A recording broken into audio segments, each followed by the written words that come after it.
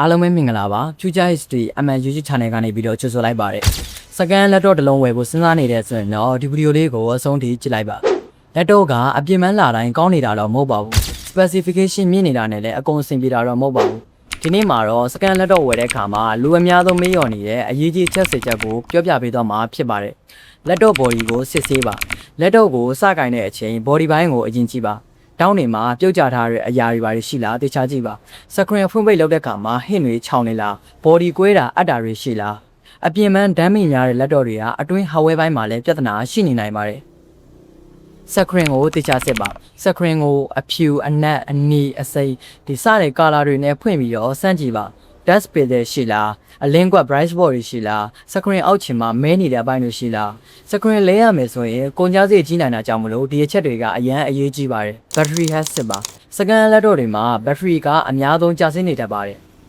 battery 100% ကနေဘယ်လောက်ခံလဲမေးပါမှတ်ဖို့ဆိုရင် battery cycle ကောင်းကြည့်ပါ Windows laptop ဆိုရင်တော့ battery report ကိုထုတ်ကြည့်ပါ battery လဲရမယ်ဆိုရင်အပိုကုန်ကျစရိတ်ထပ်ပြီးတော့တိုးနိုင်ပါတယ်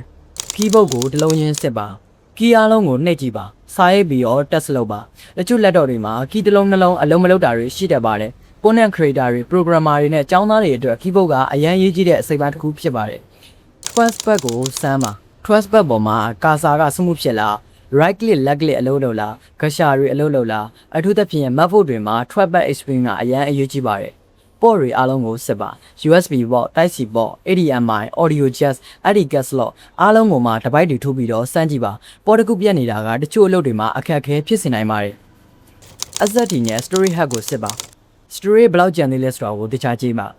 SSD head နှိမ့်နေတဲ့ laptop တွေက data ပျောက်တာတွေစက်နေတာတွေဖြစ်နေနိုင်ပါတယ်ဒီအချက်ကိုလူများသူသတိမထားမိကြပါဘူး CPU နဲ့ fan ချင်းကိုလည်းစစ်ပါ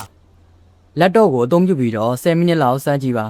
fan အတန်ရမ်းကျင်နေလားအပူချိန်မြန်မြန်တက်နေလားလက်ဖြစ်နေလား overheat ဖြစ်တဲ့ laptop တွေကရေရှည်သုံးမိမယ်ဆိုရင် hardware damage ဖြစ်နိုင်ပါတယ် laptop ကိုဖွင့်ပိတ်ချိန်စစ်ပါ power နှိပ်လိုက်တာနဲ့တက်လာလား boot တက်ဖို့အချိန်ကြာနေလား restart လဲလုပ်ကြည့်ပါ shut down လဲလုပ်ကြည့်ပါ laptop တစ်လုံးရဲ့ overall health ကိုဒီနေရာကနေပဲခံမှန်းကြည့်နိုင်ပါတယ် serial number နဲ့ original specification ကိုစစ်ပါ model number ကိုကိုယ်ခဲမှာရှာကြည့်ပါ CPU RAM SSD display original specification တွေနဲ့ကိုက်ညီလားဆိုတာကိုတခြားစစ်ပါတချို့ laptop တွေမှာအစိပ်ပိုင်းပြောင်းလာတာတွေရှိတတ်ပါတယ်ဝယ်မဲ့သူတယောက်အနေနဲ့ဒါတွေကိုသိထားဖို့လိုအပ်ပါတယ် second laptop ဝယ်တဲ့အခါမှာ specification ကိုပဲမကြည့်ပါနဲ့ body screen battery SSD head နဲ့ cooling system တွေကိုပါသိချစစ်ပါ laptop တစ်လုံးကို15မိနစ်လောက်အချိန်ပေးပြီးတော့စစ်ဆေးတာကနောက်ပိုင်းသိန်းနဲ့ချီတဲ့ပြဿနာတွေကိုရှောင်ရှားနိုင်ပါတယ်ဒီဗီဒီယိုလေးကမိတ်ဆွေတို့အတွက်အသုံးဝင်နေဆိုရင် like and follow လုပ်ထားပြီးတော့ laptop နဲ့ပတ်သက်တဲ့အမှန်တကယ်အသုံးဝင်တဲ့ဗုဒ္ဓတွေကိုဆက်လက်မြတ်အဝေပေးသွားပါမယ်အားလုံးကိုကျေးဇူးတင်ပါတယ်ခင်ဗျာ